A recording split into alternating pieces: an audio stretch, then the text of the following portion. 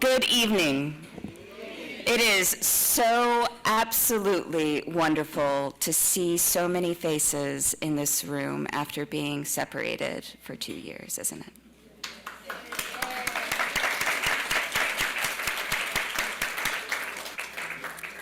My name is Allie Crandall. I have the pleasure of serving as the interim director for the Joyner Institute for Gullah and African Diaspora Studies this year, and I am so thrilled to welcome you to the 2022 IGGAD conference. As you can see, some of us have spent the day on traveling around Sandy Island and Plantersville in a truly wonderful experience, so I appreciate your patience, and I hope that you're enjoying your meal as we get our talk started. It is my distinct honor, and I don't think when we started IGGAD in 2019 that this event would take place. We have with us Michael Allen,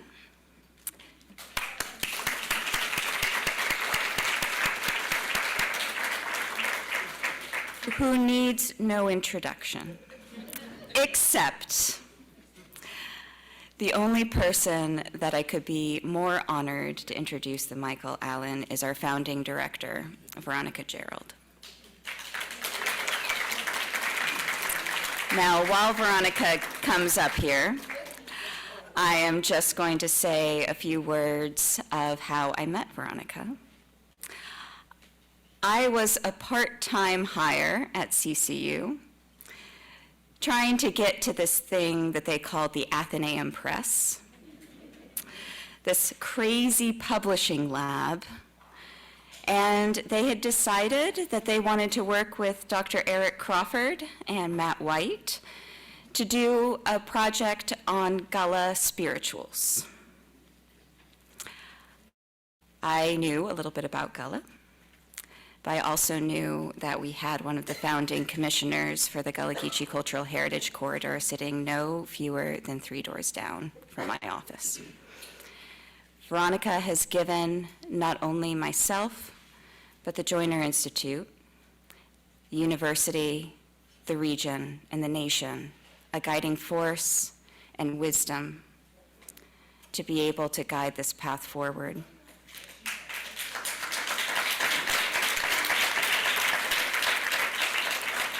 And really, it's because of Veronica that we are all gathered here this evening.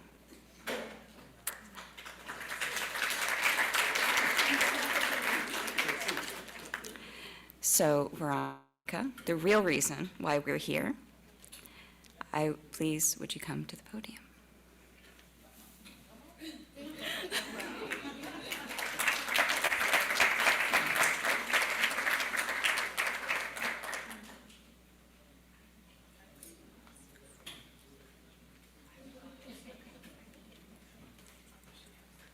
Thank you so much, Allie, for the kind words. And it's so good to be introducing Michael Allen today, because I have a few tricks for him. But before I go there, let me say thank you to the Joyner Institute for Gullah and African Diaspora Studies.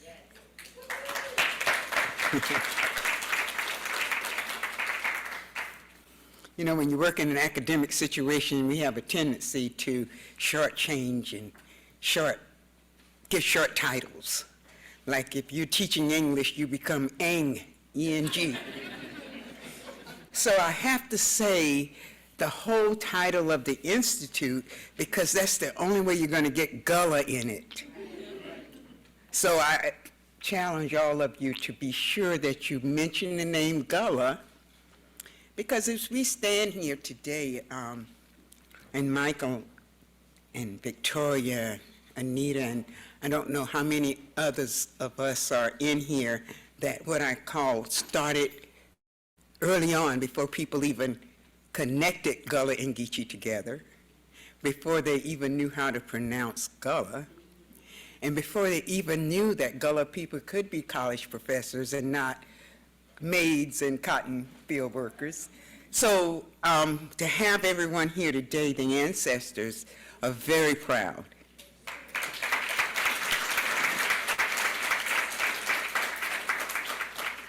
This is what we call in Gullah a turnout. Not turnout, a turnout. This ain't a turnout. You don't get it what I did talk about? We also have something that's part of what we do in this culture is we have receipts. And I brought this as my receipt because I've heard Michael Allen tell someone when we first met, very wrong. But I never corrected him because, you know, he's tall and he's got a deep voice. So you just let them do. But on April 17th, 1993, I did a talk called Out of the Mouths of Ex-Slaves, the story of Mount Pleasant. And you and Tanya came, and you brought your 32-year-old son in your arms. Get it straight. We have a 30-year relationship. How it started was his interest in Gullah. He was working with the Park Service and my interest in Gullah Geechee because I was at Coastal and I wanted to find a new way to teach English, so instead of teaching William Faulkner, I would look at folklore in the novels of William Faulkner. Ghosts in the poems of Emily Dickinson. Create ways to study Gullah and English at the same time. So there are several of us that have been called back to the area by the ancestors, you call them whatever. Several of us came the same time. Anita Prather's here, Marlena, Ron and Natalie, Michael, Jonathan Green. So many of us came back. You had Susan Grant, you had Beulah Priest White in Georgetown. All of us were here and did not know we were brought back to bring this culture to this night where people can come out to hear about us. It's kind of like, we glad for honor to come hear about we. Michael, I have found to be over this 30-year relationship to be a leader, kind of bossy actually. But he gets things done, and you tend to deal with bossy people if they get things done. But if you're bossy and you're not doing anything, that's another story. We, for that 30 years, we came together in several relationships. We ended up, when the Gullah Geechee Act passed, and Michael, please correct me, in 2005? Six. When the Gullah Geechee Act passed, it brought with it the designation of the Gullah Geechee Cultural Heritage Commission, which was what I was on for 5 years, and Michael was our community relations person with the National Park Service. So we've always been connected, but our main work together came for that 5 years when he was the community relations person for the Gullah Geechee Heritage Commission. Tonight, to have him be the keynote is just an honor for you. He will tell you all about himself. And when you hear that voice when he gets up, you will know that I was telling the truth about him being at this event, because you will never forget his voice. Without further ado, I'm going to invite my 30-year-old friend, Michael Allen.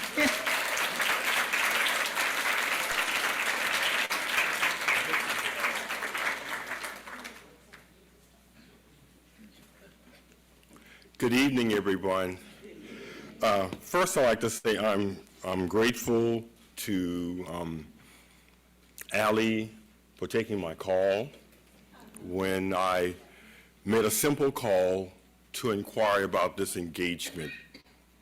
And the simple words, I think, of encouragement that I provided to you that day, not knowing within probably a day you would send me a very long email asking me would I join you all here potentially tonight or tomorrow morning just to share the benefit of my wisdom and experience in gray hair.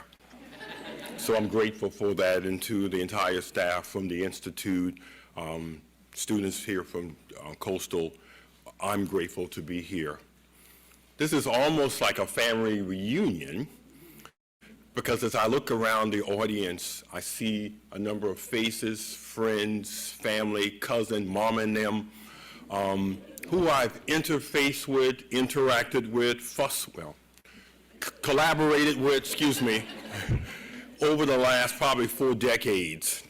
So to all of you all, you know who you is, thank you for putting up with me. Thank you for taking my texts. Thank you for taking phone calls from me, emails, or just being confronted personally. Thank you, thank you, thank you for all of that. Being here tonight, as I was driving here from Mount Pleasant, I kind of softly prayed to myself after I left home, what should I say to who owns this? Community, heritage, and preservation. Somehow, the landscape, as I drove that hour and a half from Mount Pleasant here, spoke to me. And there were fundamental things I saw outside of my windows I was driving. It's what I want to share with you today, because that's a part of how we got to this place. But before we get there, I was fortunate enough to be raised connected to the corridor in King Street, not that far from here. I was fortunate enough to have a loving grandmother and mother who were filled with Africanisms that I would learn when I got to college, but didn't know as a youngster, but that's fine. Africanisms such as rice on a very consistent basis.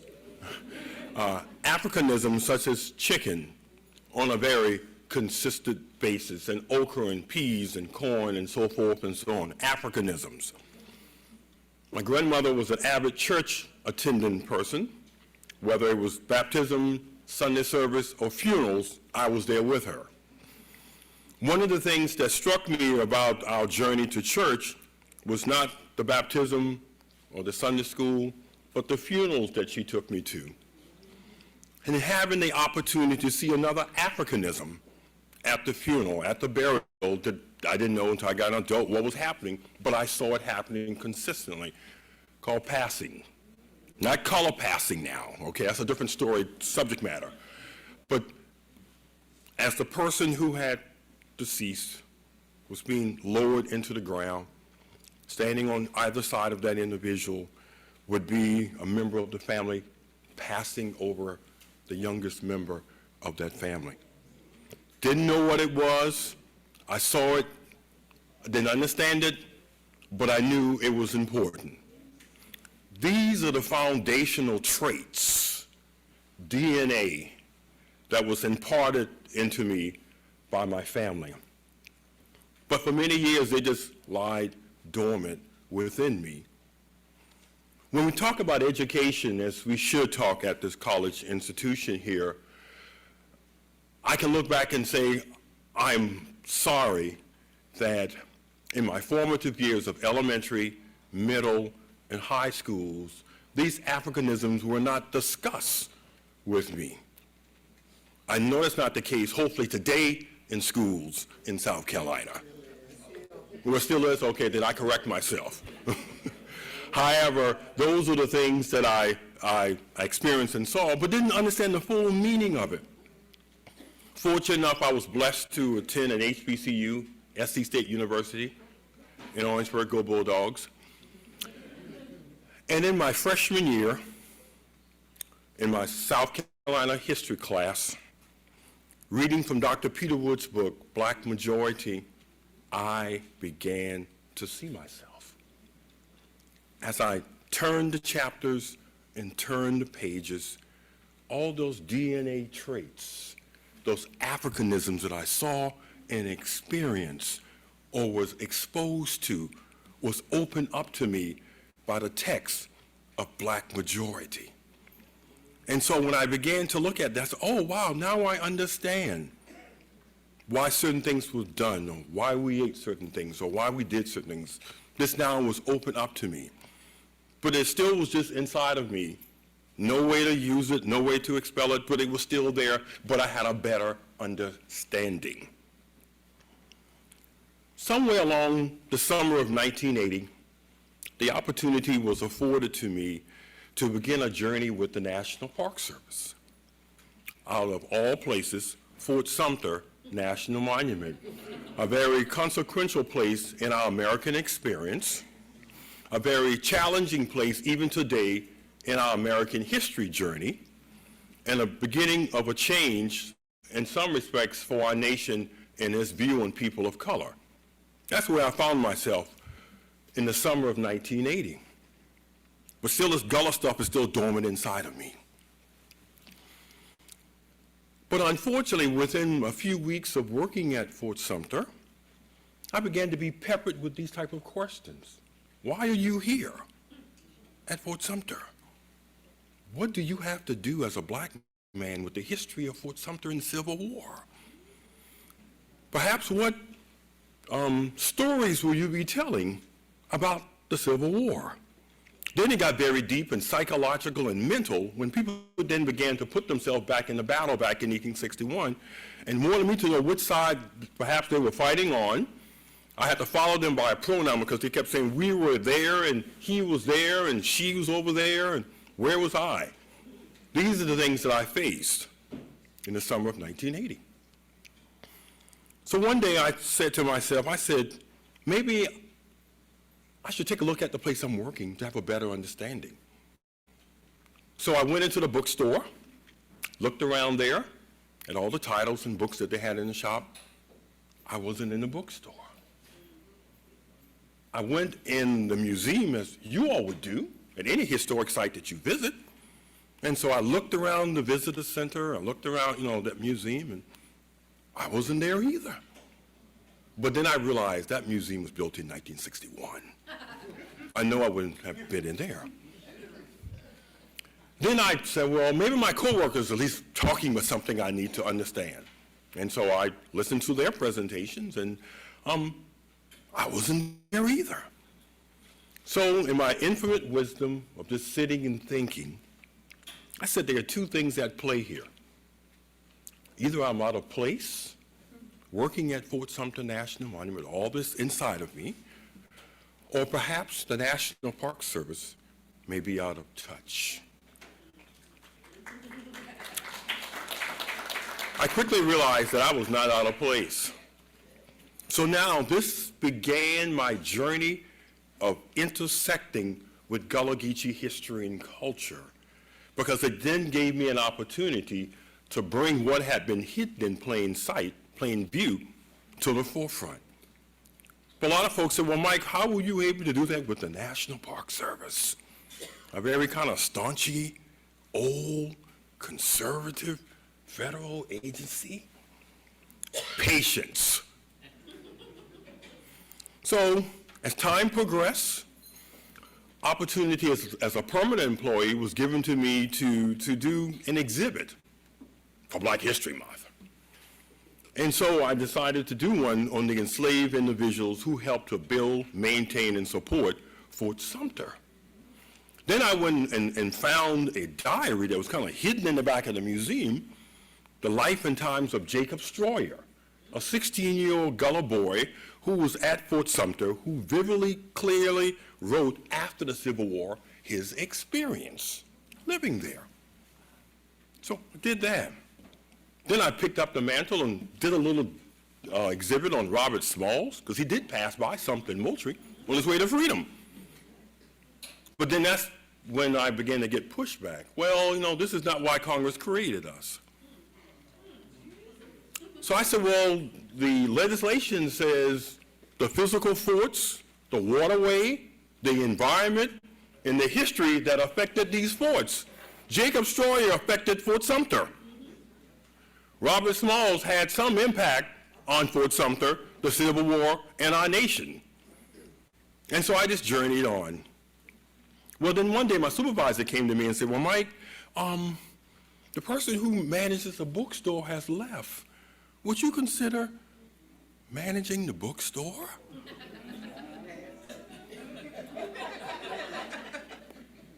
So I didn't say anything full of, I just kind of hesitated.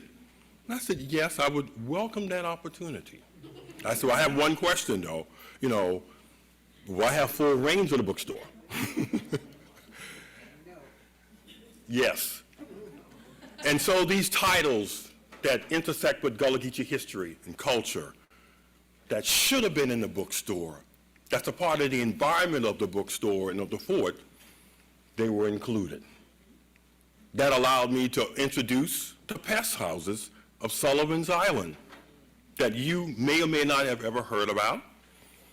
The colonial government of this state of, well, colonial government of South Carolina in the early 1700s placed out an edict that says that any cargo ship bearing cargo from Africa was required to quarantine these individuals on Sullivan's Island for up to 10 days.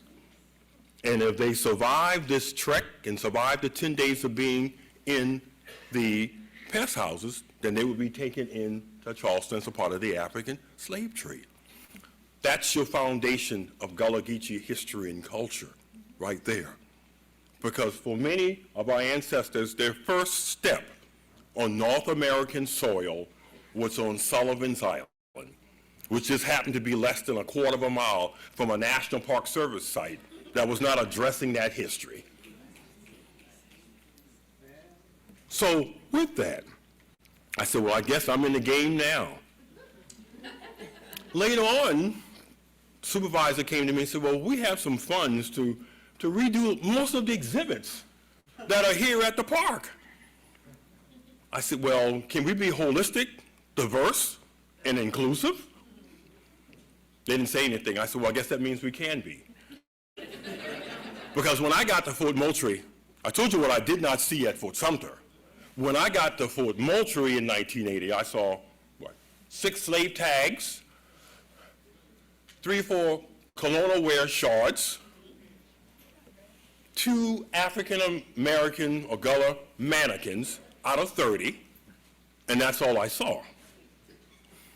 And so with that, it gave me an opportunity to not only help transform the bookstore and the exhibit, but to begin to transform the thoughts of the National Park Service.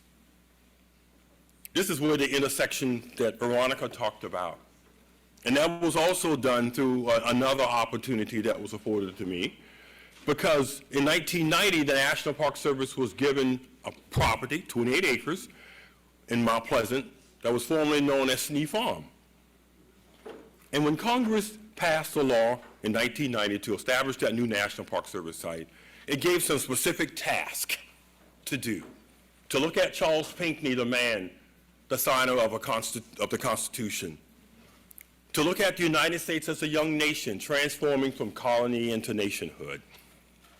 And it also said, this in black and white, to interpret all of the inhabitants of this piece of property, whether they were black, white, free, slave, or Gullah and Geechee. That's in the law. So I said, okay, great. Now I can stand on something that Congress said, even though they may not have known what they were doing. And so as we began to build this brand new National Park Service site, that's where I met a percentage of you all sitting in here. Am I right, Veronica, Ron, and others in here? Because I knew that we could not do our job efficiently and effectively if we just stayed on the 28 acres. And so this is when I began to kind of push and pull the agency that there's a greater world outside of the 28 acres of the National Park Service site. And this is an opportunity to hear the voices of people of Gullah descent. This is an opportunity for them to have a piece to be able to say what needs to be said in order to lift up the history that had not been addressed, dealt with, or interpreted. So going back to the mid to late 90s, some of you all sitting in this room here today, remember we had the Gullah Consortium. It was a combination of folks working at historic sites that were county, state, national, local, along with people from various Gullah communities, the Gullah Consortium. We may not quite know where we were going, but we were having conversation where we hoped we could find our way in the future. And that simple premise was respect, connectivity, honor, legacy, heritage, history, inclusion. So it was the Gullah Consortium that actually was the kind of the foundation of me getting to know many of you all sitting in this room here tonight. But you know, some people like Veronica, when you make a lot of noise, then people above you hear all the noise. And sometimes you can get in trouble for the noise that you make. And sometimes it turns out to be a blessing. Well, it just so happened that Congressman Clyburn heard all of this noise from the Gullah Consortium. And with his deep bass voice, he said, well, there needs to be something better done to understand Gullah Geechee history and culture. Hope I did a good impersonation of him. And so with that, in his infinite wisdom, he went to the Congress and introduced the Gullah Geechee Culture Heritage Corridor study that he asked the Park Service to move forward on to have a better understanding of the history, the culture, the legacy, the impact, the challenges. And so we began this journey. And I'd like to take a moment of silence because today we laid to rest Miss Elizabeth Austin. Many of you all may have known her today. And I'm taking this moment of rest because some of you all here today knew her, worked with her. She was a champion, first leader of the South Carolina African American Heritage Commission.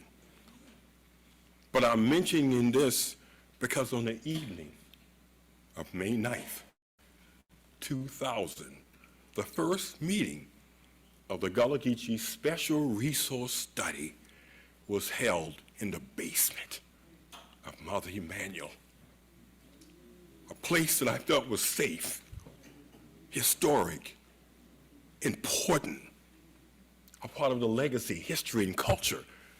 And in that building, in that basement, in that space, is where the journey began to build what we know today as the Gullah Geechee Culture Heritage Corridor.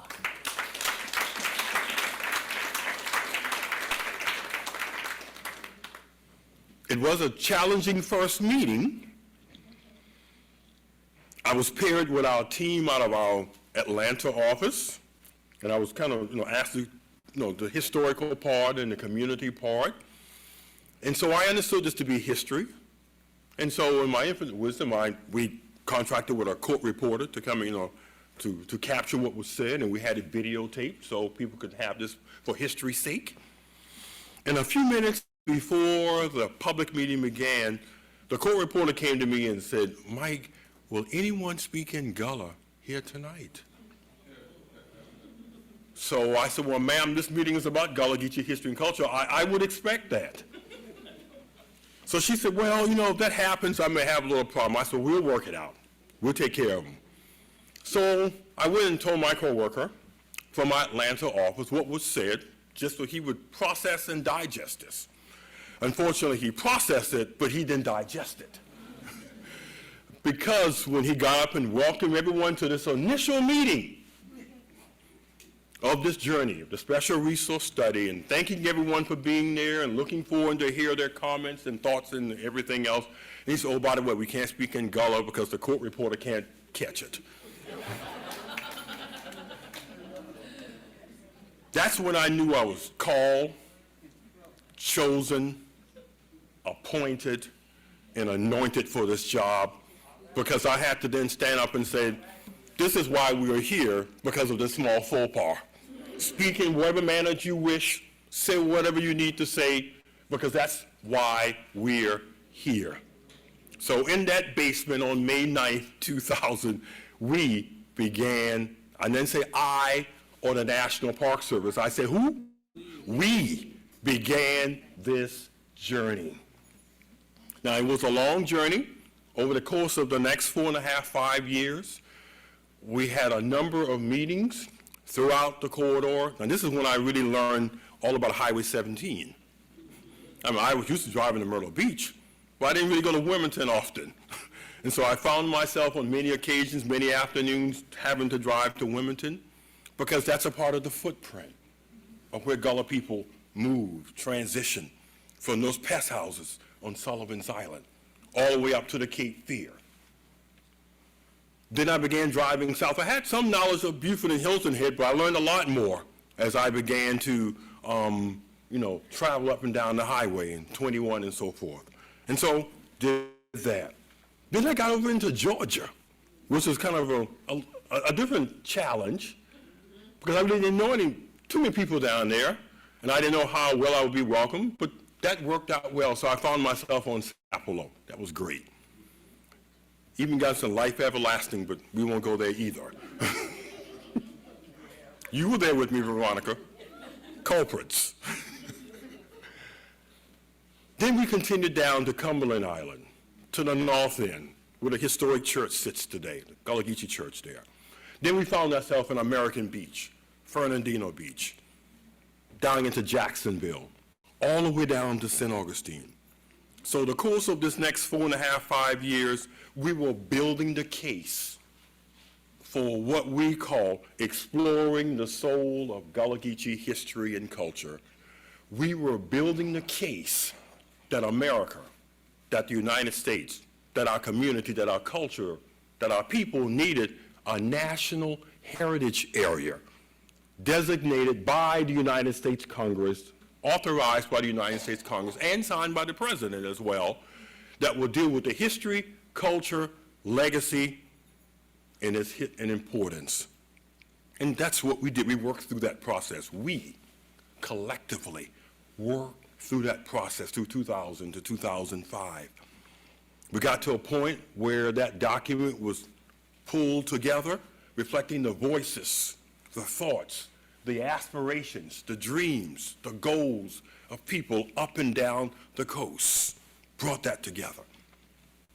Put it on Congressman James E. Clyburn's office and on his desk, and with the Secretary of the Interior signing off, and with the head of the National Park Service. Then I thought my responsibilities were over. That's what I was asked to do. Well, then the congressman said, well, if this gets past Congress and the heritage area is born, somebody got to deal with them. So I said, okay. Well, he introduced legislation in 2005. Now, Congress can be a tricky thing, because if it doesn't pass at a specific time, you got to start all over again. And so it happened maybe once or twice. And the last time I got a call from his Washington office saying that he was working out a process with one of the senators from out west, and they have to put the Gullah Geechee bill in potash. So I said, what is potash? Some sort of chemical that's mined out of the ground. This is Congress now. So I said, well, if it have to be buried in potash in order to pass the United States Congress, so be it.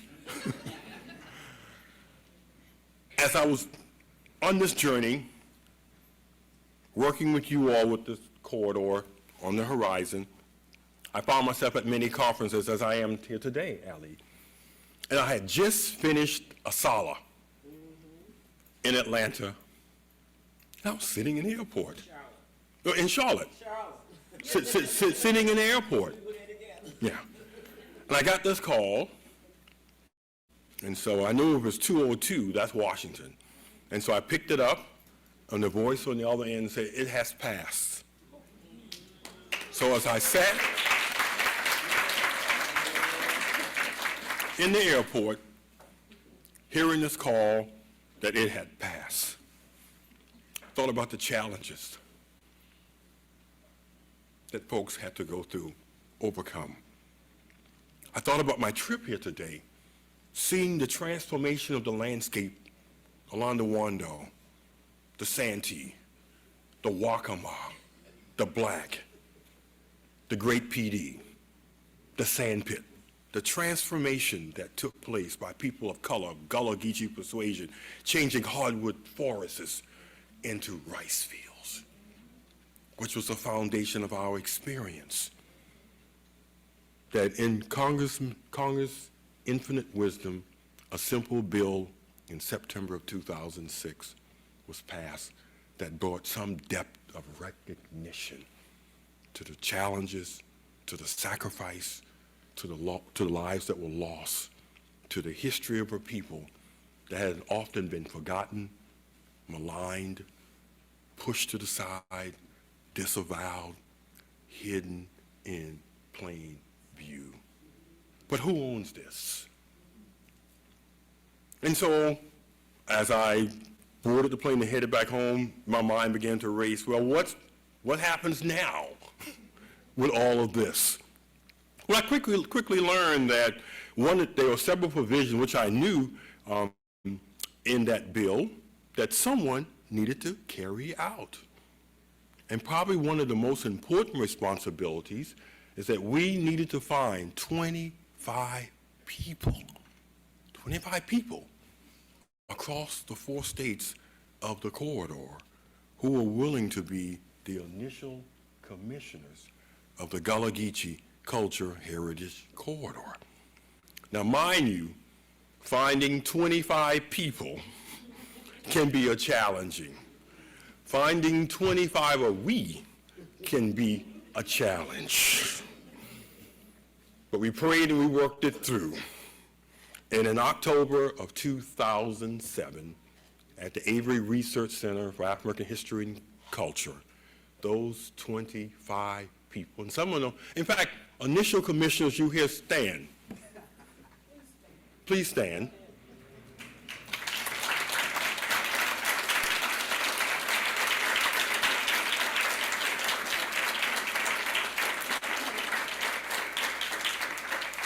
Thank you, Ron. Thank you, Veronica. We began this journey. There was a task that was before us, not building a special resource study, but now developing a general management plan. In fact, Ron had more hair back then than he has now. I'm not saying the commission took some of it out, but it may have. We'll talk about that later. Well, it is for true. Yeah, I know.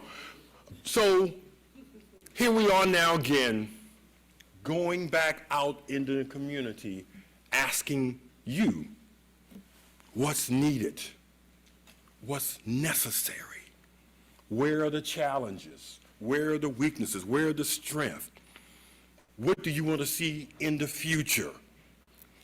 How can this be done where we are all connected, involved, and engaged? But we worked through the process beginning in 2009. And I just want to say a little quick note. Okay, in 2007 is when the commission was born in Charleston. In the spring of 2008, I had the audacity, working with our Park Service site, to bring these 25 people together. Most of them did not, well, some knew each other, some did not know, but Veronica made them feel welcome by doing karaoke for 3 nights, which helped to break the ice. And I say that in jest because I wanted everyone to feel a part of this. You know, when you have an organization, isms, schisms, craziness, and whatever. But Veronica, if I didn't tell you in 2008, thank you. Thank you. You made my job a lot easier. Because that karaoke got people together, got them on the same page, pushed them in the right direction. 2009, we began the journey of building that management plan. 2010, continued working on it. 2011, continued working on it. 2012, finished it up. And in the spring of 2013, the Secretary of the Interior signed it. Now made it the gospel. So now is Victoria Smalls in here tonight as the current chair, or the current executive director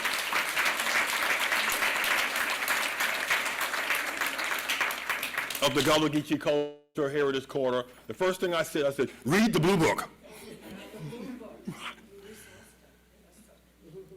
And I said that to her because of the voices that went into putting that together, because of the support, because of the prayers, because of the belief in this. Because I need to be real here. At the beginning of this journey, many people didn't support this journey. They didn't believe in this journey. They thought it would end up in failure, crash and burn, that it would perhaps be taking advantage of the communities. These are the things that I had to carry home and share with my wife, LaTanya. Things I didn't share with you all, but I shared with her.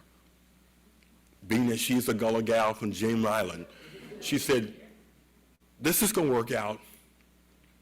Keep pushing. People are going to come around. They're going to believe in it. They are going to support it. They are going to stand with you in this. So I'm grateful to you, LaTanya, for being that cheerleader, confidant, encourager. Well, I often didn't get that from the people on the outside, but I'm not mad. And so now we build this Blue Book, as I said, Bible, if you will, a guide. That's what the corridor stands on today. History, culture, legacy, faith, truth, interpretation, inclusion. These are the hallmarks of which now Victoria is responsible for. But as I look out the window today, as I was driving here from Mount Pleasant, I also saw challenges. Places that once were fields, woods, perhaps cemeteries, baptismal places now are subdivisions, golf courses, apartments, CVS, and everything else in between, without the fingerprints, footprint, legacy, heritage, and history of those who were there first. So it grieves me, I have to say this, that as we continue along through this journey, how there have been transformation. Speaking truth again, sometimes I'm concerned about the depth of the job that we have done to elevate this history, this culture, and this legacy. Because some folks have stepped in to co-opt this, take advantage of it, make it their own, without any history, heritage, lineage, or DNA. I could never imagine this in the late 80s, early 90s. But that's where we are now in the 21st century, in February of 2022. And I would be remiss if I did not say that. I would be. But how do we move forward beyond that? I believe that the management plan that Victoria and the commissioners and you all have in place gives you the voice, gives you the power, provides you the opportunity to speak. One of the things I said a lot in building this, and I know Richard Habersham would attest to this, silence means consent. Silence means consent. So that means we have to find ourselves at county council meetings. Silence means consent. We have to find ourselves at city hall and city meetings, state meetings, federal meetings, the Department of Transportation, the electrical company, cell towers. All these places have now infiltrated our community our culture, our way of life, our history, and our heritage. And if our voices are not raised, then what was the purpose of this exercise? What was the purpose? But also, as I look around the landscape, I see successes. As I was driving here today, at the corner of Hamlin Road and Highway 17, I saw a state historic marker that was put up in 1998. Some of you all sitting here today were there when we dedicated that marker to Sweetgrass baskets. Am I right, Dale? You were there. We didn't know, by placing that state historic marker on the corner of Hamlin and Highway 17, the impact that it would have on baskets, basketry, those who partake in that historic ancient craft. We didn't know that, because out of that simple sign of 1998, now when I drive 17, I see a larger green sign say Sweetgrass Basket Maker Highway. I see that. When I look at some of the town of Mount Pleasant's policies, I see that they're charged to work with the basket makers that are along on Highway 17. Could never imagine that. I know now that Sweetgrass baskets are the official craft of the state of South Carolina. A simple highway sign dedicated in 1998. Then as I was driving here today, I saw a little brown and white sign along Highway 17. Most of them are still standing. Some of them are faded. Some may need to be replaced. Some, I think, have been stolen because they're not where I had them placed. So that's a hint, hint. Thank you, ma'am. But imagine this. In every county, from Pender County all the way to St. Augustine County in Florida, Pender, North Carolina, St. Augustine, St. John in Florida, a brown and white sign is at the border, or should be, of each of the counties along Highway 17 or A1A. The footprint, the trail, the trek that many people of color took in traversing what we call today the corridor. And so I'm grateful that the Highway Department was at least amenable across the 4 states to agree to allow to put these signs up.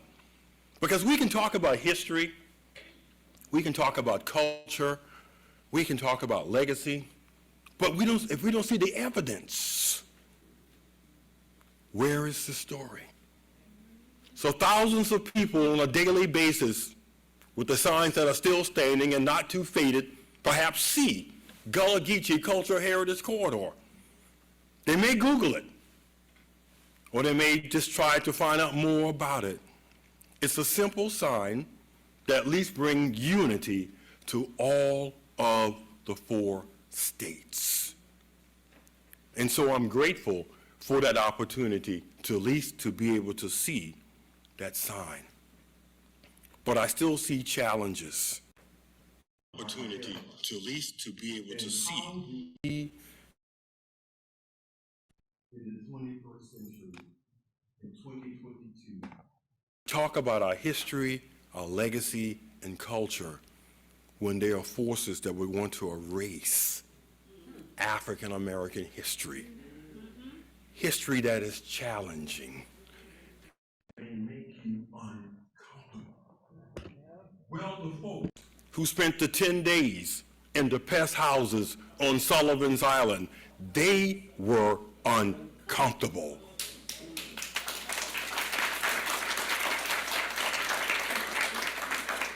As I told some folks on a Zoom call with MUSC just last week, that pandemics, quarantines, diseases, being separated is nothing new to Gullah Geechee people, because when we arrived here, we were quarantined in a pandemic. And our history has moved and shaped because these are still the challenges we have. And I believe that the corridor can be a vehicle to speak light into a dark place in order to let folks know that we cannot erase the history of our nation, of our community, of our legacy, of our people, of our ancestors. And to be truthful, all of us need to know this. All of us. I think we are better because of it. So when I think about the pushback that I may have gotten from coworkers saying that, well, this is not why we were created, but I know better today that we are better because of it. Even when I look at the very park that I began my journey on, there are physical things there now that I didn't find when I got there in 1980. In the summer of 1999, one of the hottest days in July, a simple sign was placed up on Sullivan's Island next to Fort Moultrie, and some of you all here were there, that says, "This is Sullivan's Island." This is the first public acknowledgement of the arrival, the diffusion, the history, legacy of African-American Gullah Geechee people on that island, where a great percentage of people came through in the 18th and 17th century. Today, when I go to Fort Moultrie, I can sit on a simple bench left by Dr. Toni Morrison from her poem that says, "Bench by the road," that there's no place where we can sit and contemplate the arrival, the fusion, the history, the legacy of people of color. But there is a place at Fort Moultrie today that you can sit and contemplate and reflect on their presence, history, legacy. I can go into the visitor center today. I didn't see it in 1980, but it's there now, African Passages, which talks about the history, the culture, the arrival, the diffusion, the legacy of Gullah Geechee people in a context that all Americans can see, hear, understand, and hopefully connect with. I can see these things today. So I want to leave you with this. Yes, we may be in trying times. Yes, history is under assault. Yes, folks may want things to be in a more simpler time, 30, 40, 50, 60 years ago. That is not a reality. So I encourage each one of you in your own respective way, through your organizations, groups, agencies, entities, communities, however, wherever you are, to keep pushing. Keep pushing. Keep pushing the boundaries, number one. Don't be afraid to speak up. Secondly, stand on your truth.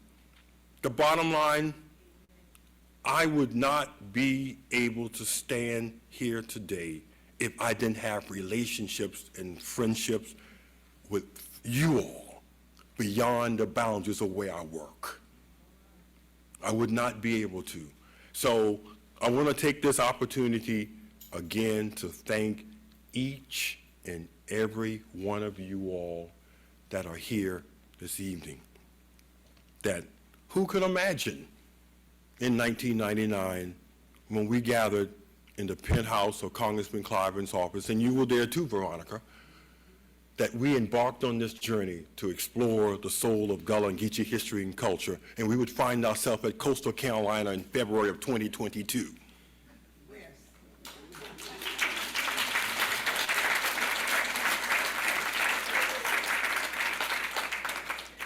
So again, thank you for this opportunity to share our journey, not mine, our journey our successes, our challenges, and I just encourage you to go forth and do what's in you. And when you do what's in you, it's going to work out in your favor. Thank you.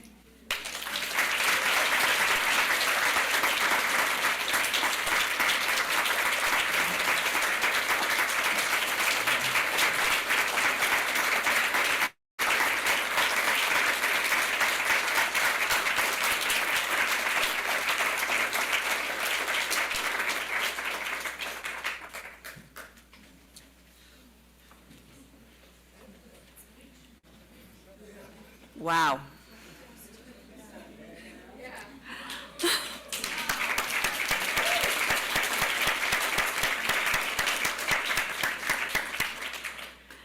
I had asked Mr. Allen to give us a little bit of wisdom and inspiration, and I think he just delivered the U-Haul.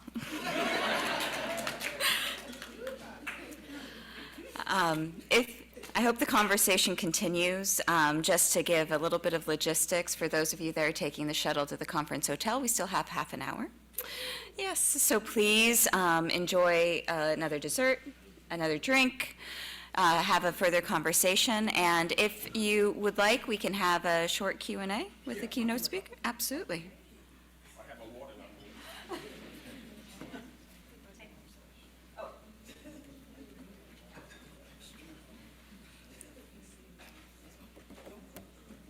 Because you could, I know. Someone's in the back, ma'am. Oh, I know her. Oh, wow. I haven't seen you in years. I'm Sherry Ann Suttles. I was born in Chicago. I grew up in Detroit, Michigan. I never heard of Gullah or Geechee until 2000, the year you said it all began.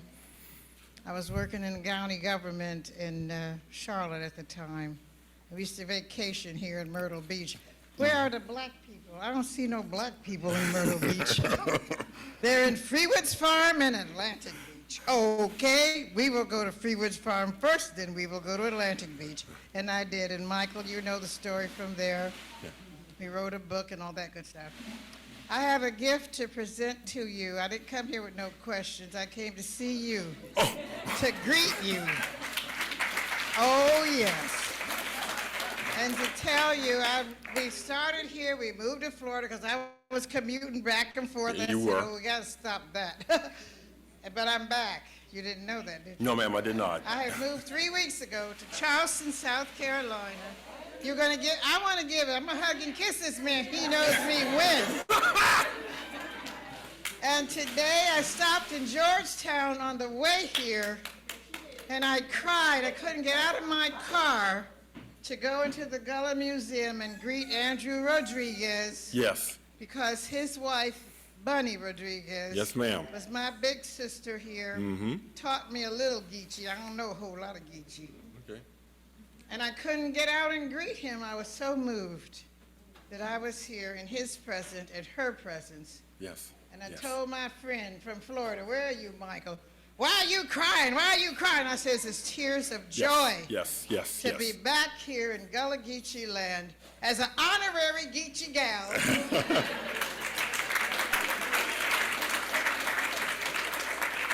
So, Michael, this Yes, is ma'am. for you. I love All right, you. love you too. Thank you too, ma'am. And Michael and I cried through Bunny's funeral service 5 years ago. Yeah, we did. And that's what I did today in commemoration of her and of you. Thank you. Thank you, darling. So All right. good to see you Yes, again. ma'am. Bye. We can.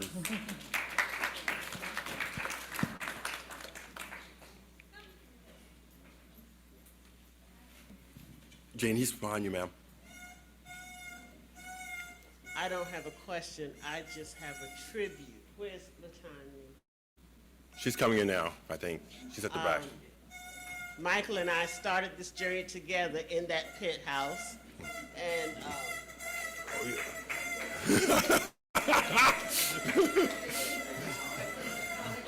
Is that a yazoo, a kazoo or something?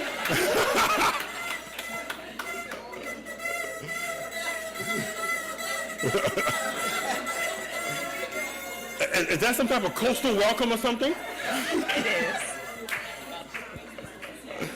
Go ahead, Janie. I just want to pay a tribute to Michael Allen because Michael and I met 30-some years ago as well when the African American Heritage Commission was created.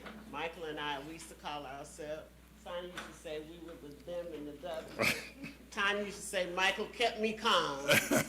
And I used to say to Michael, I didn't know Tanya well then, but I have to pay tribute to her just as Michael did because she has been phenomenal in the journey with Gullah Geechee as well as in the journey with the South Carolina African American Heritage Commission.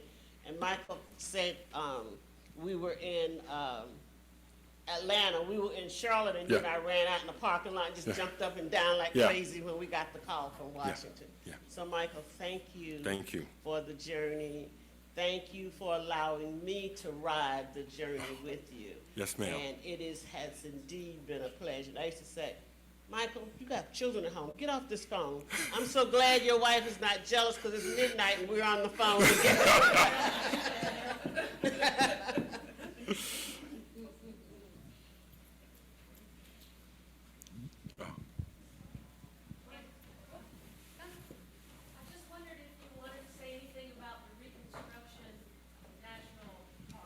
Okay. Okay. Well, that's another journey. Thank you very much, ma'am. No, not an hour. Thank you, ma'am. I'll make it quick. In 2017, before President Obama left the building, he signed an executive order which established Reconstruction Era National Monument in Beaufort. Like Gullah Geechee, it also began in 2000, actually in 99, December of 99 to be exact.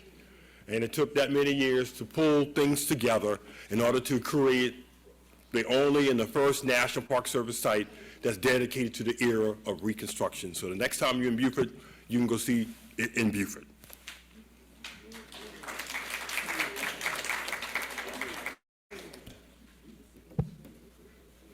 Hi, good night, everyone. Good night, Mr.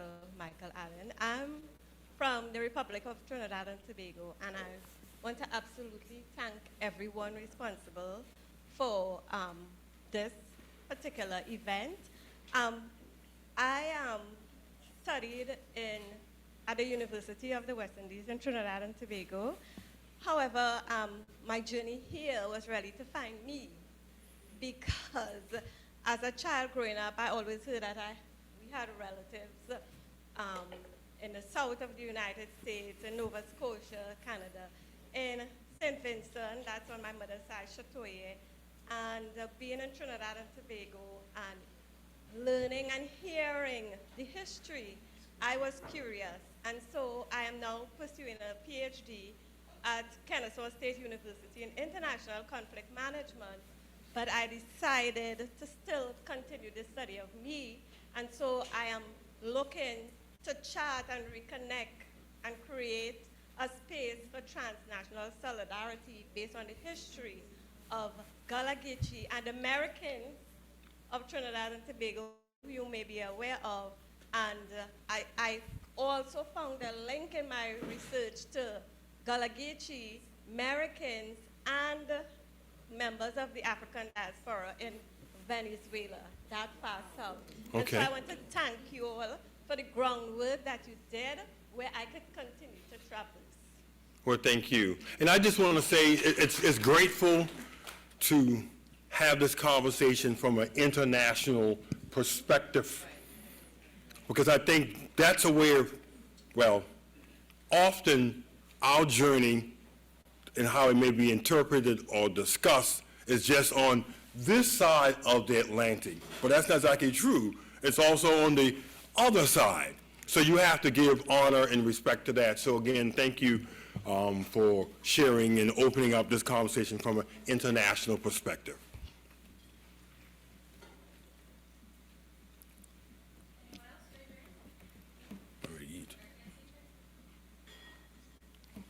Well, again, oh,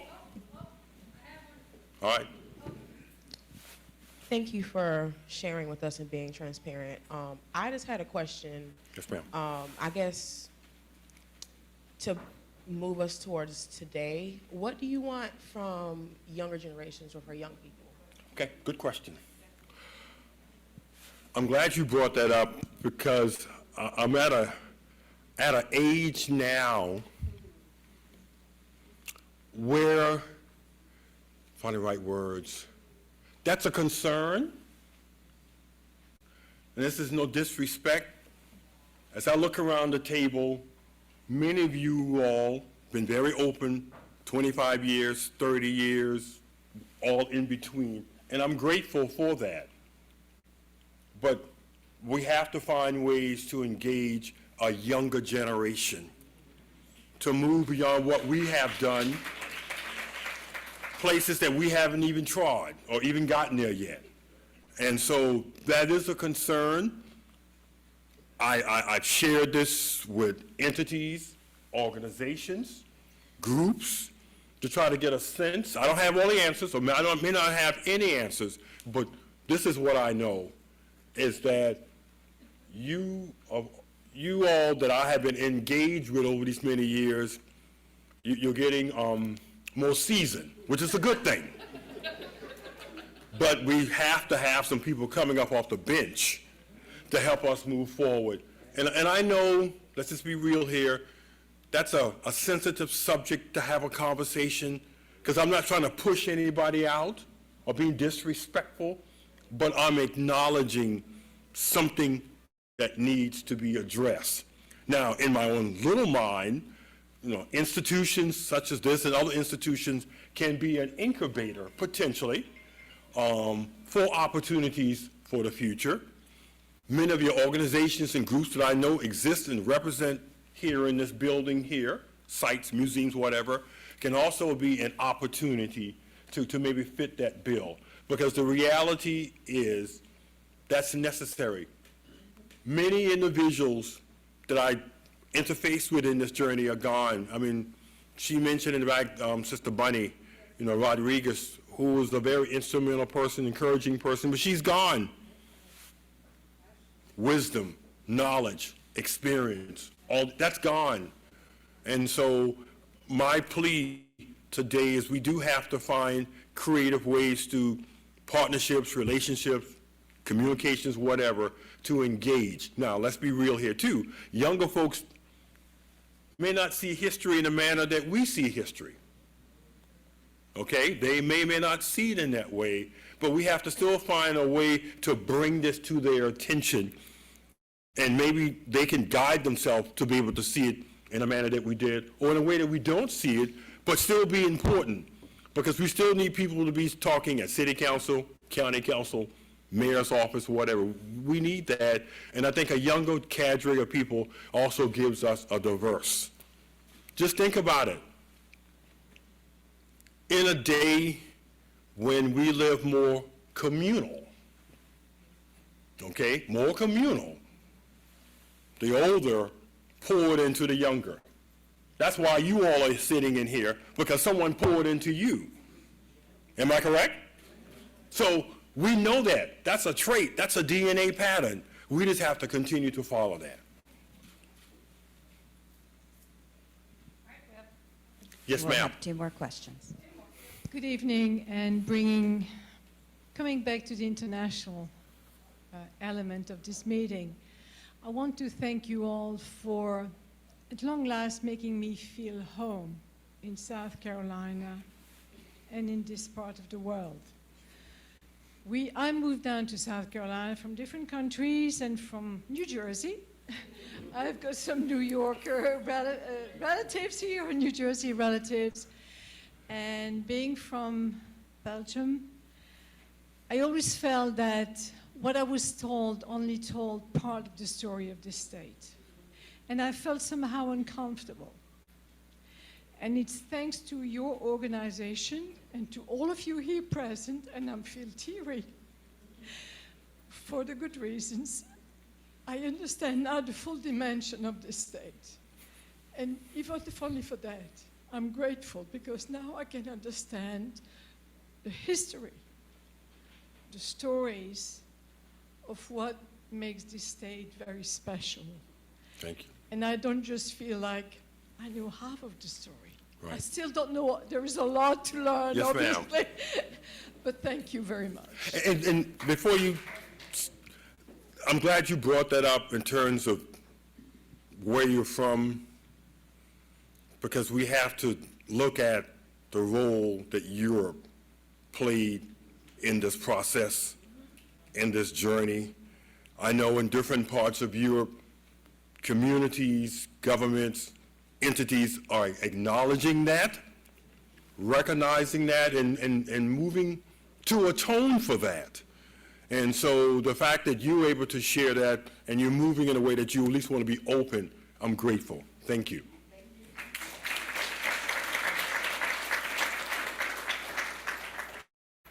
And our last question will go to Ms. Singleton-Prather. First of all, I'm proud of you, my brother. God bless you. I'm always interested in kids. If you want children to really be interested in this Gullah Geechee history, you got to put the money to it. We have to teach our young people the economics of this Gullah Geechee culture. History for history's sake don't mean nothing to kids. But when you tell them you can take a sweetgrass basket that doesn't cost them anything except for time, and they can make $300 to $400, $500, we have to find something that can compete with drug monies. And I'm just real, I'm just straight up. Okay. Straight up. And even $15 an hour cannot compete with drug money. But when you start taking these young people Right. and you start teaching them the history of their community and letting them be the tour guides, and you take a tour bus that would cost $40 per person, you're talking about 40 people, that's $1,600. You teach them how to take that same tour and say, I'll tell you what, why don't you sell that same tour for $1,000? 2 hours. 2 hours. And so if they do 3 of them a day, that's $3,000. Right. Now you can compete with drug money.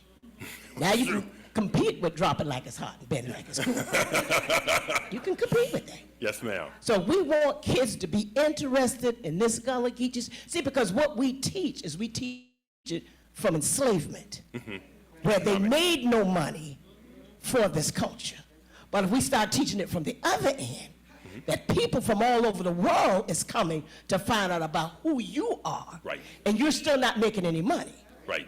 But now if we teach you how to make some money Then you can as go you forward. preserve your culture, Come that's on a now, different sis. thing. Come That's on where now. we have to go with this. Come on.